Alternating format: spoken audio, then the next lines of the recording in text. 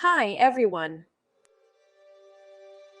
Today I want to talk about my Hoya plants, the small-leaved ones. Here's one of the oldest varieties I have in my collection. This is Hoya Ir26, a beautiful Hoya with a silvery splash. It tans in a very interesting way when exposed to the sun. It develops a burgundy hue in sunlight or under bright lamps. Of course, this is not a parent plant. It's a rude cutting. I've had it in my collection for about 3 years. Overall, it's great. It grows fast and is not demanding. The only thing is not to let it dry out too much since the leaves are small and not very dense.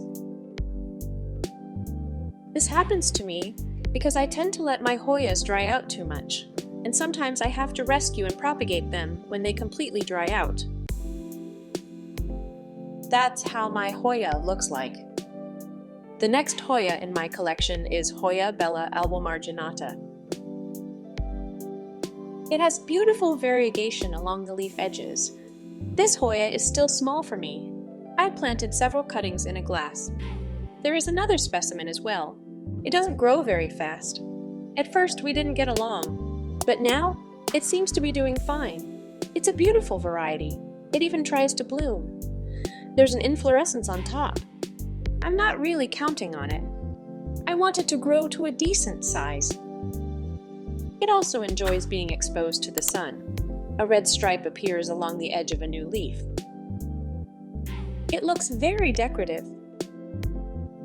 The next variety I want to show you is Hoya Lacunosa Eskimo.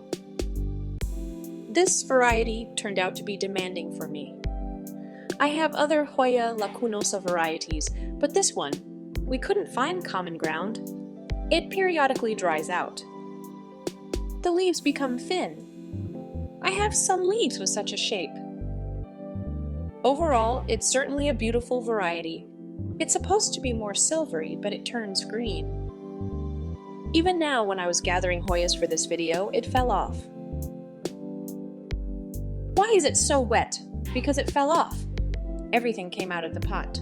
I have to replant it again. I had to hastily replant it. I'll see what to do with it later. Maybe repot it. The next variety in my collection is Hoya Walliniana. Hoya Walliniana is undemanding, beautiful, blooms quickly, and has a fragrance not strong, but rather mild. A very charming Hoya. This is what it looks like. It's also a rooted cutting, not a parent plant. Under lamps, it tans like this. Beautiful tan. It can have even smaller leaves, but they are more red. The more bright light, the brighter the veins, and the tan will be brighter. Well, maybe it will bloom faster. Beautiful Hoya. Beautiful and undemanding. It looks so beautiful. Just beautiful. The main thing is not to let it dry out. I mean, of course, don't overwater it, but don't let it dry out because it can drop its leaves. And then you'll have to repot it, as I used to do before. The next one in my collection is Hoya Curtisii Splash. I simply adore it. It grows in natural light, never under lamps. Bright light and light fluctuations don't bother it. It hangs in this improvised hanging planter because the glass is a bit too big for the small pot, but it doesn't lose its decorative appeal and splash. It doesn't turn green. Everything is fine with it. It forgives mistakes if I accidentally let it dry out. Like this, it doesn't wrinkle its leaves. A beautiful Hoya, a beautiful variety. It takes up little space. If you have space issues, small, leaved Hoyas are perfect. They don't grow too fast. You can train them, and they won't become huge or form long vines like large, leaved varieties do. Hoya Curtisii Splash, a beauty. The next one is the small-leaved Hoya Walliniana Variegata, one of the specimens I have. It has a beautiful leaf that I want to show you. It tans under bright light and slowly accelerates its growth. I had rooted cuttings of this variety, and they didn't want to grow for a long time, several months before they started growing. Now, they are growing quite fast. Very beautiful Hoya.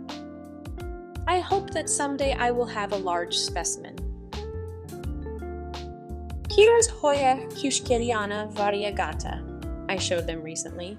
This is one of my specimens. They are not that big. It's also a slow grower. Before it starts actively growing, it takes some time to gain strength. It stood for a long time, very long, several months for sure, like this. They are certainly very beautiful. They look very striking. I think they should be grown under lamps to get a tan and even lighting. Under intense sunlight, they can get sunburned, and if there is a lack of light, they can stretch and not get a beautiful tan and internodes. They are so beautiful. The next small-leaved Hoyas in my collection. This is also Hoya Lacunosa, but I have never had any problems with them. I think it's called Hoya Lacunosa Langkawi Island. I don't remember exactly. Its leaves are so dense, very dense.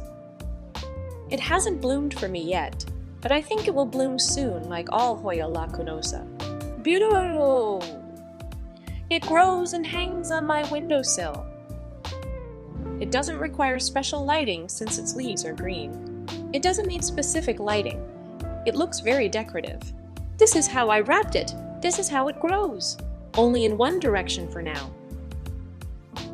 Then I will turn it around so that it starts growing in the other direction. Very beautiful Hoya. Here are two more of these small-leaved beauties growing together. This is Hoya mephilled, not splash, just regular green color. Splash, of course, is even more beautiful, but this one is also nice. This Hoya is not demanding and grows fast. Along with it, another Hoya is growing that I haven't seen before. I received it as a gift. They labeled it as Hoya 2 as far as I remember. I couldn't find any information about it online. Let it keep growing. New leaves are unfurling, and they are getting bigger. Overall, they are growing together. When they bloom, it will be possible to understand which varieties they are. That is, it will be interesting to find out which specific varieties they are. But since they are green, they don't require dish lighting. They are doing well. This is how they hang, and I periodically wrap them. This time I missed that moment, and they started growing in all directions. Usually I twist them, and overall, it looks beautiful, and everything is fine. They are charming Hoyas. I like my Hoya mephilled. The leaves look like little coins. They are dense and pleasant to the touch. Although this Hoya doesn't have huge leaves or vibrant variegation, it is still attractive. This is the D's 70 variety. I suspect it will bloom with an inflorescence. It's very interesting because it will be its first blooming. The leaves start off red and young, then they turn yellow, then green, like these little leaves, and when they age, they become green with interesting green borders. This variety is very beautiful and vibrant, especially in bright lighting. It stays green for a long time. It's diverse and colorful, like autumn paint. Very beautiful. I like it. It grows quite fast. Once, when it was just rooting, I had doubts, but now it's growing and growing. It even has an inflorescence. Let's see how it will bloom. Of course, I will try to capture that moment and show its flowering. This Hoya is not very small, leaved, but it still fits into this category in my opinion. It's Hoya Minibelle Splash. Actually, it used to have smaller leaves, and now they have become like this.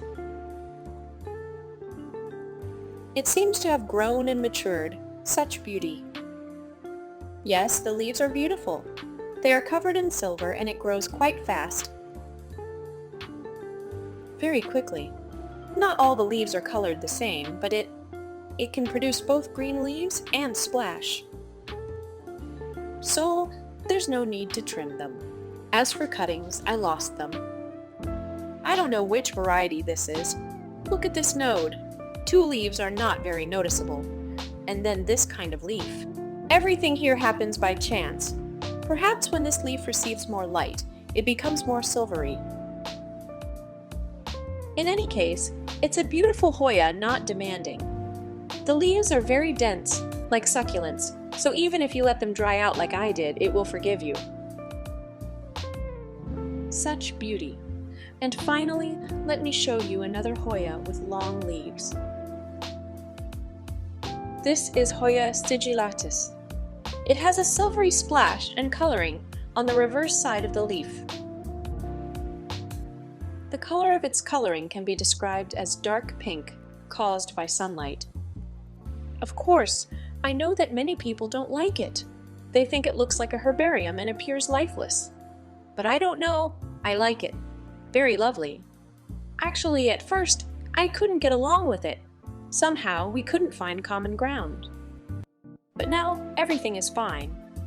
It grows on the windowsill, not under lamps. It's sufficient with window lighting even in winter. It doesn't lose its color. Young leaves look great on the windowsill without additional lighting.